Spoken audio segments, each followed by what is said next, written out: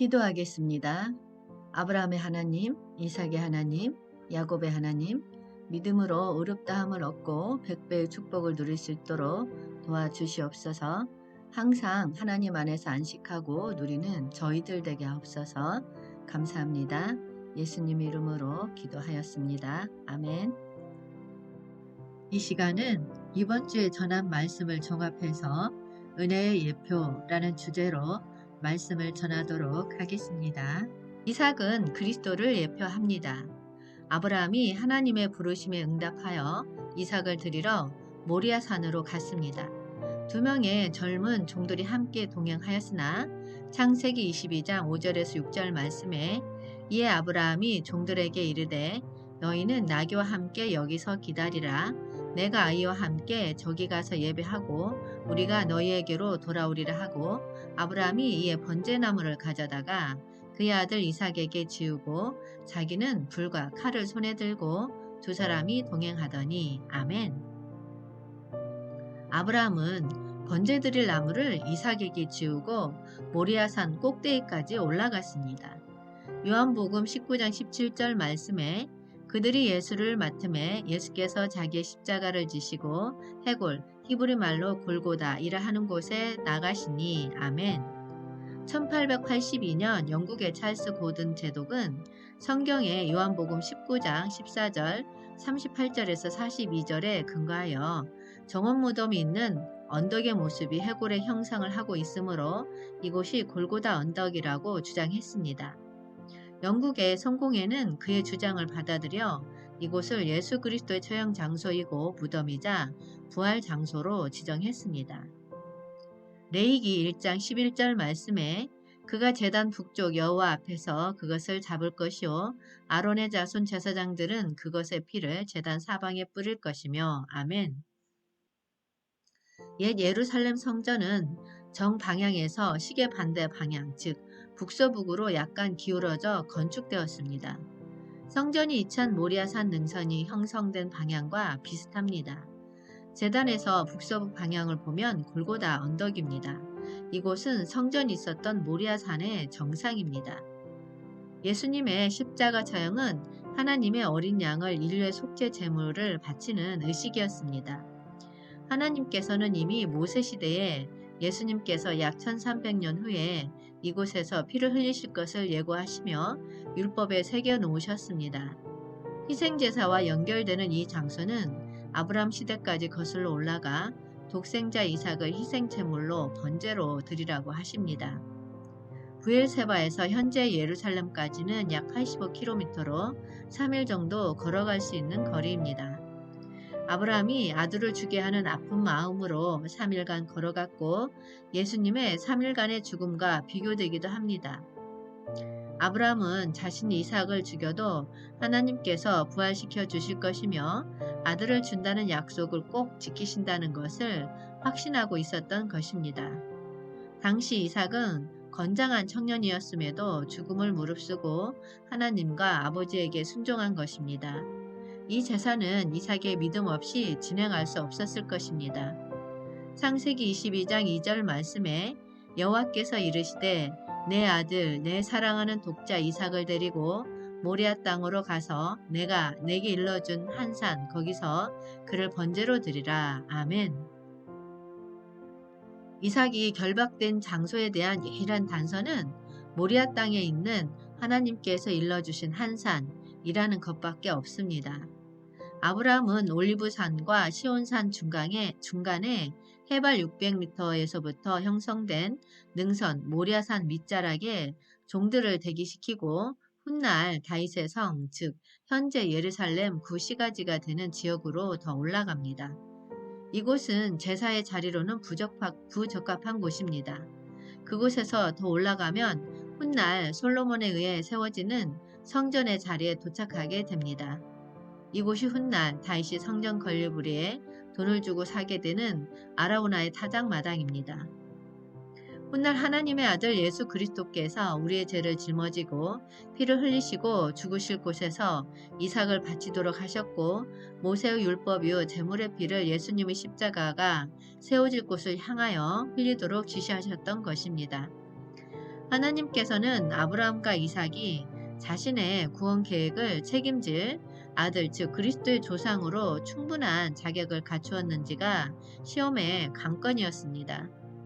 그리고 이삭 대신 어린 양을 대신 준비해 주셔서 모세를 통해 율법으로 그 장소를 향해 계속 제사를 지내는 표본을 제공하셨고, 아브라함과 이삭 이후 수천 년이 지나 동일한 장소에서 예수 그리스도를 보내어 동일한 피의 제사로 인류 구원의 길을 여신 것입니다. 갈라디아서 3장 16절 말씀에 이 약속들은 아브라함과 그 자손에게 말씀하신 것인데 여럿을 가리켜 그 자손들이라 하지 아니하시고 오직 한 사람을 가리켜 내 자손이라 하셨으니 곧 그리스도라. 아멘.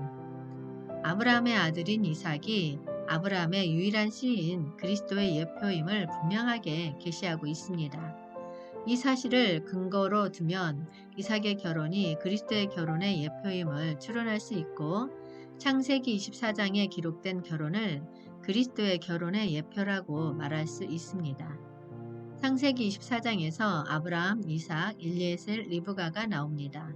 신약을 보면 3일 하나님이 아들의 신부를 얻기 위해 함께 일하십니다.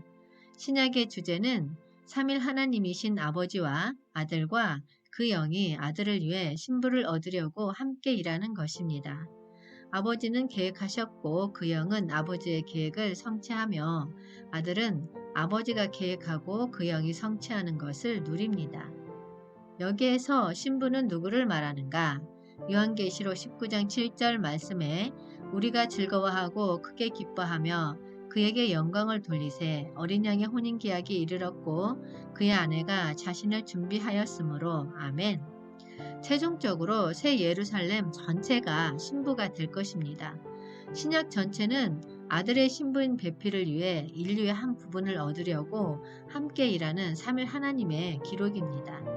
창세기 24장 4절 7절 말씀에 내 고향 내 족속에게로 가서 내 아들 이삭을 위하여 아내를 택하라.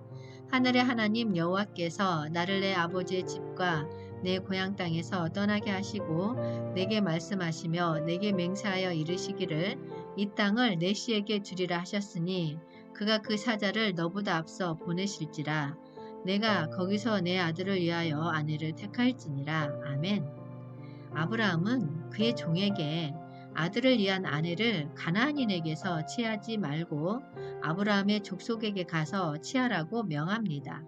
아브라함은 아끼는 종 엘리에셀에게 맹세까지 시키며 나홀 지역으로 보냅니다. 창세기 24장 14절 말씀에 한 소녀에게 이르기를 청하건대 너는 물동이를 기울여 나로 마시게 하라 하리니 그의 대답이 마시라. 내가 당신의 낙타에게도 마시게 하리라 하면 그는 주께서 주의 종 이삭을 위하여 정하신 자라.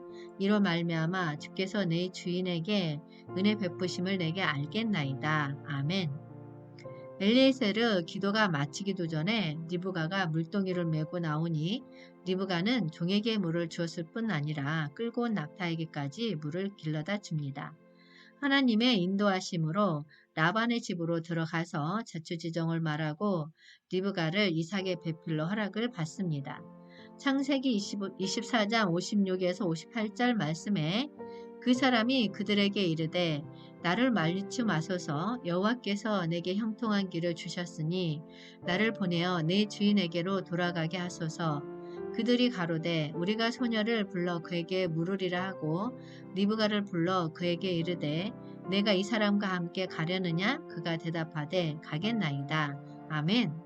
리브가는 가족을 떠나 전혀 모르는 한 남자의 아내가 될 것인지 선택해야 했습니다. 이것은 그녀에게 믿음의 큰 도약이었습니다. 창세기 24장 67절 말씀에 이삭이 리브가를 인도하여 모친 사라의 장막으로 들이고 그를 취하여 아내를 삼고 사랑하였으니 이삭이 모친 상사 후에 1호를 얻었더라. 아멘. 사라의 죽음으로 아브라함과 이삭이 삶의 공허함을 느꼈을 때 하나님께선 어머니를 잃은 이삭의 상처를 치유하도록 도우시기 위해 그에게 또 다른 새로운 관계를 허락하셨습니다. 창세기에 나오는 이삭과 리브가의 이야기는 예표론적으로 볼 때 그리스도이신 예수님과 예수님의 신부를 가리킵니다. 이삭이 오직 한 사람의 신부만을 맞이한 것도 그리스도의 예표입니다. 그리스도는 오직 한 몸인 우주적인 교회만을 당신의 신부로 취할 것이기 때문입니다. 그리고 리브가 역시 그리스도의 신부를 예표합니다. 리브가는 아브라함과 같은 혈통을 지닌 여인으로서 성숙미가 있는 아름다움을 지닌 처녀였고, 그녀는 마음이 견실했습니다.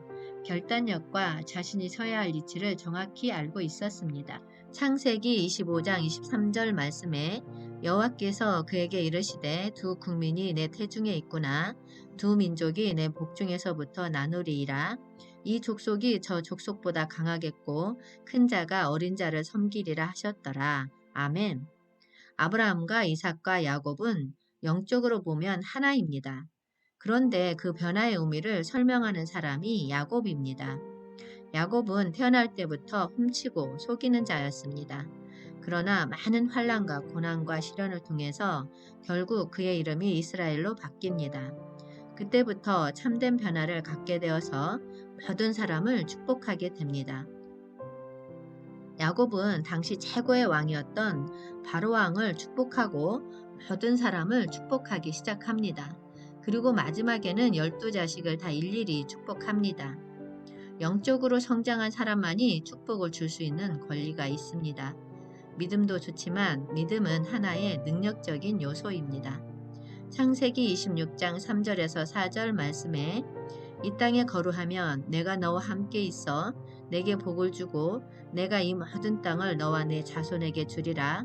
내가 내 아버지 아브라함에게 맹세한 것을 이루어 내 자손을 하늘의 별과 같이 번성하게 하며 이 모든 땅을 내 자손에게 주리니 내 자손으로 말미암아 천하 만민이 복을 받으리라. 아멘. 하나님은 언약의 하나님입니다. 아브라함에게 언약하신 하나님의 말씀은 그대로 이루어져서 예수 그리스도를 통해 이 땅의 모든 믿는 사람들에게 죄로부터 사면되는 복을 주셨습니다. 아브라함에게 언약하시고 다시 그 아들 이삭에게 언약하신 하나님께서 바로 오늘을 사는 우리에게도 동일한 언약을 주셨다는 사실을 잊지 말아야 할 것입니다. 이삭은 하나님 말씀에 순종하여 부엘라 헤로이에서 그랄에 정착합니다. 창세기 26장 7절 말씀에 리브가는 보기에 아름다움으로 그곳 백성이 리브가로 말미암아 자기를 죽일까 하여 그는 내 아내라 하기를 두려워함이었더라. 아멘. 이삭은 그랄에 정착하면서 그랄 사람들에게 리브가를 아내가 아닌 누이로 소개합니다. 이삭은 제물로 바쳐지는 죽음도 불사했고 흉년을 피해 애굽으로 내려가려던 계획을 하나님 말씀에 순종하여 그랄에 정착하는 믿음을 보였던 그였습니다. 그러나 아브라함 때와 똑같은 나약한 모습을 보이고 있는 것입니다. 하나님은 이삭의 이러한 모습을 그대로 방치하지 않으십니다. 창세기 26장 10절 말씀에 백성 중 하나가 내 아내와 동침할 뻔하였도다. 아비멜렉은 두 사람이 껴안은 모습을 보고 백성들에게 리브가를 범하지 말 것을 공포하였습니다. 그랄왈 아비멜렉이 선대에도 똑같은 사건이 있어서 이 같은 반응을 보인 것입니다. 당시 아브라함은 믿음은 좋은 사람이었지만 내적으로 참된 변화가 있지 않았습니다. 영적으로 성장한 사람들의 특징은 다른 사람을 축복할 수 있는 능력이 있습니다. 아브라함은 믿음을 말하고 이삭은 순종을 말할 수 있습니다. 아버지의 말씀에 절대적으로 한번 순종해서 하나님의 은혜를 받은 것입니다. 그런데 야곱의 하나님은 변화를 의미합니다. 그래서 우리는 믿음과 하나님 말씀의 순종도 있어야 되고 참된 변화가 되어야 합니다. 창세기 26장 12절에서 13절 말씀에 이삭이 그 땅에서 농사하여 그 해에 100배나 얻었고 여호와께서 복을 주심으로 그 사람이 창대하고 왕성하여 마침내 거부가 되어 아멘. 이삭은 그동안 나약한 신앙인의 모습을 보였으나 12절 이후는 인내하며 감사하는 모습이 보입니다. 이삭은 그랄에 거주하면서 하나님의 은혜로 거부가 됩니다. 그러자 블레셋 사람들과 우물로 인한 다툼이 생깁니다. 그럴 때마다 이삭은 다투지 않고 다른 곳으로 가서 우물을 팝니다. 그랄 골짜기의 우물을 파지만 또 분쟁이 생기자 미련 없이 그곳을 양보하고 더 이상 시비를 걸지 않을 때까지 다른 우물을 찾습니다. 그리고 최종적으로 더 이상 우물로 인한 분쟁이 없자 그 이름을 르호봇이라고 불렀습니다. 르호봇은 넓은이라는 의미입니다. 우리도 분쟁이 일어나면 싸울 것이 아니라 하나님의 뜻에 맡기고 양보하면 더 큰 축복으로 허락해 주십니다. 순종하고 가서 믿음으로 땅을 파니 다 생수의 축복이 나옵니다. 우리가 은혜를 누리기 위해서는 먼저 아브라함의 하나님을 꼭 만나야 됩니다. 아브라함은 하나님께 부름을 받았습니다. 그러나 그의 심령 깊은 곳에 그는 강한 자아가 있었습니다. 하나님은 계속 아브라함의 자아를 내려놓게 하시고 깨뜨리게 하셨습니다. 결국 마지막에 할례를 받은 다음에 이삭을 얻은 것입니다. 이삭의 풍성한 축복을 누리기 위해서 방해물이 우리 자신입니다. 은혜라는 것은 하나님이 이 땅에 오셔서 그분이 우리 안에 오셔서 모든 것을 우리를 대신하여 행하시는 것을 은혜라고 말합니다. 우리 안에 계신 예수님이 은혜입니다. 은혜 안에는 안식이라는 단어가 포함되어 있습니다. 우리가 하나님의 안식 가운데 거하고 있는가를 보면 됩니다. 하나님의 안식이 있다면 거기에 하나님의 축복의 누림이 있습니다. 사라의 죽음 이후 헤브론에서 브엘라 헤로이로 이주한 이삭은 들에 나가 묵상을 하던 중 리브가를 만나게 됩니다. 브엘라 헤로이는 나를 살피시는 하나님이라는 뜻이며 네게부 지역 하갈이 하나님의 사자를 만났던 곳으로 이로의 장소라는 의미가 있습니다. 창세기 24장 63절 말씀에 이삭이 저물 때에 들에 나가 묵상하다가 눈을 들어 보매 낙타들이 오는지라. 아멘. 묵상을 했다는 것은 하나님과의 교제를 나누고 있었다는 것입니다. 이삭은 은혜를 물려받았습니다. 그와 함께한 모든 것이 은혜입니다. 이삭은 은혜 안에서 태어났고 은혜 안에서 자랐고 은혜의 상속자가 되었습니다. 또한 이삭에게 누름이 있음을 알 수 있습니다. 이삭의 생활은 안식하고 누리는 생활입니다. 이삭이 들에서 묵상을 했다는 것은 조용히 안식하지 않았다면 묵상을 할 수가 없었을 것입니다. 괴로울 때 우리는 안식할 수 없습니다. 이삭은 어머니를 잃었고 아내는 없었고 그의 종은 그를 떠났으나 이삭은 괴롭지 않았습니다.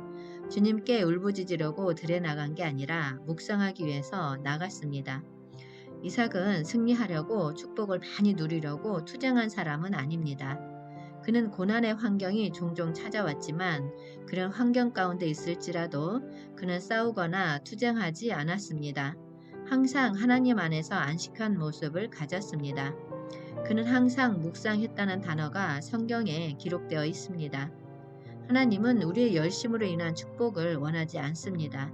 우리가 참된 이삭의 축복을 누리기 위해서는 안식과 누림이 있다는 것입니다. 그러나 그 안식과 누림은 우리에게만 일방적으로 치우쳐서는 안 되고 하나님에게도 안식과 누림이 있어야 되는 것입니다.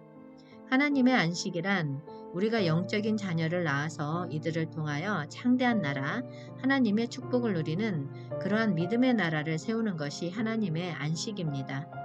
우리는 하나님이 주신 이 은혜를 믿음으로 취하고 그것으로 안식하고 누려야 합니다. 기도하겠습니다. 은혜와 사랑의 하나님, 은혜라는 것은 하나님이 이 땅에 오셔서 주님이 우리 안에서 모든 것을 우리를 대신하여 행하시는 것이라는 것을 알게 되었습니다. 아버지, 이삭이 저물 때에 들에 나가 묵상하다가 눈을 들어 보매 낙타들이 오는지라. 저희들 항상 하나님과 교제를 나누는 자 되게 하옵소서. 주님과 늘 함께하는 것이 은혜이옵니다. 말씀으로 묵상하고 안식할 수 있게 하옵소서. 힘들고 어려운 일이 있을 때나 고통 가운데 있을 때나 환난 가운데 있을지라도 늘 주님과 교제하면서 안식하고 누리는 저희들 되게 하옵소서. 세상 가운데 살아가면서 승리를 쟁취하려고 투쟁하는 저희들 되지 않게 하옵소서. 영적인 자녀를 많이 낳을 수 있도록 노력하는 저희들 되게 하옵소서. 하나님의 축복을 누리는 저희들 되게 하옵소서. 강건한 믿음의 나라를 세우는 저희들 되게 하옵소서. 하나님이 주신 믿음을 은혜로 취하고 이것을 안식하고 누리는 저희들 되게 하옵소서. 주님의 신부로 이기는 자가 될 수 있도록 주님 도와주시옵소서. 한반도에 이기는 자가 가득하리라 언약하셨습니다. 주님 이 언약 붙잡고 나아갈 때에 지혜와 계시의 영을 더욱 부어주사 성령 충만하게 하옵소서. 사랑과 은혜가 많으신 아버지, 당신의 자비와 은혜를 사모합니다. 저희들을 항상 지켜주시고 은총을 베풀어 주심을 믿습니다. 주님, 지금 이 시간도 질병으로 고통 가운데 병상에 누워있는 자들 있습니다. 마음속에서 신음하고 절규하는 자들 있습니다. 당신은 저희들 마음과 영혼과 정신의 쾌유를 원하신다는 것을 압니다. 저들을 당신의 치유의 손으로 만져주옵소서.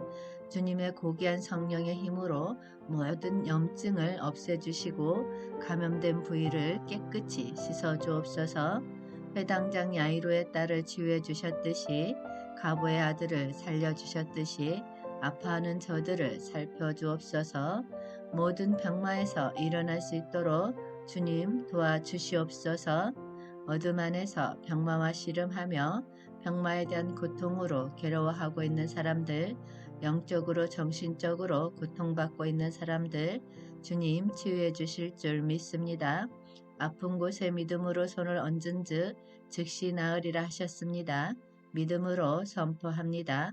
병든 곳에 아픈 곳에 통증이 있는 곳에 아버지 믿음의 손을 얹고 기도하며 나아갈 때 그 즉시 치료되어지는 기적의 역사가 나타날 수 있도록 축복하여 주시옵소서.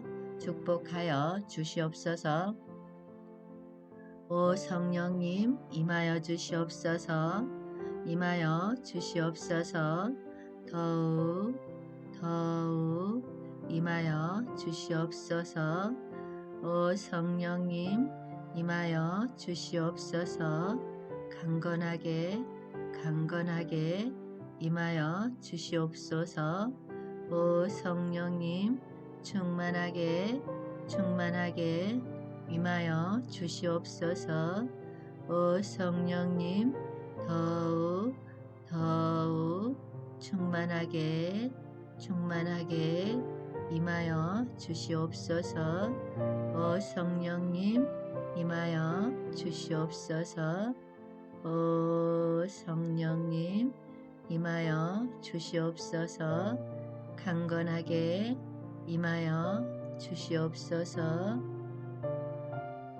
이 시간 주님께서 기관지염을 치유해 주신다고 하십니다.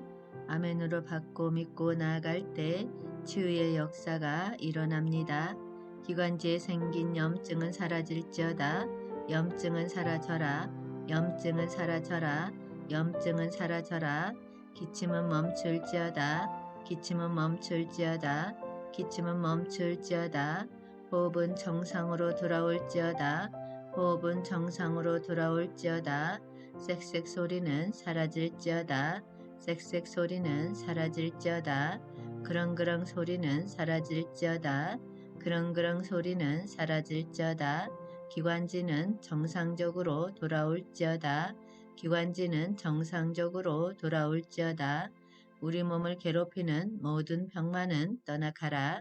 떠나갈지어다. 병마는 떠나가라. 병마는 떠나가라. 깨끗하고 온전하게 나을지어다. 깨끗하고 온전하게 나을지어다. 치유되어 완치된 모습을 바라봅니다. 치유되어 완치된 모습을 바라봅니다. 주님 감사합니다. 주님 홀로 영광 받으시옵소서. 예수님 이름으로 기도하였습니다. 아멘.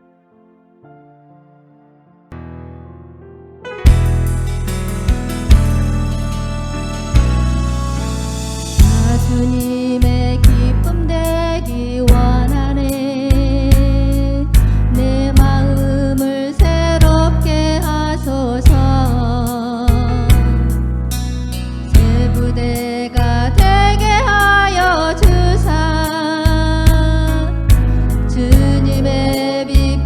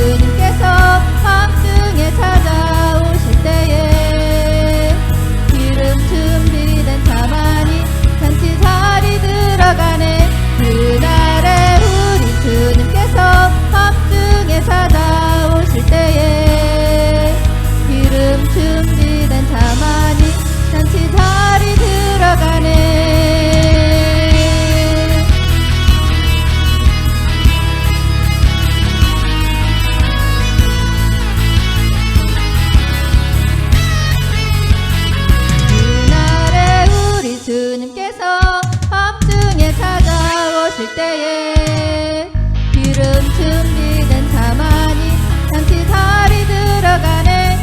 그날에 우리 주님께서 밤중에 찾아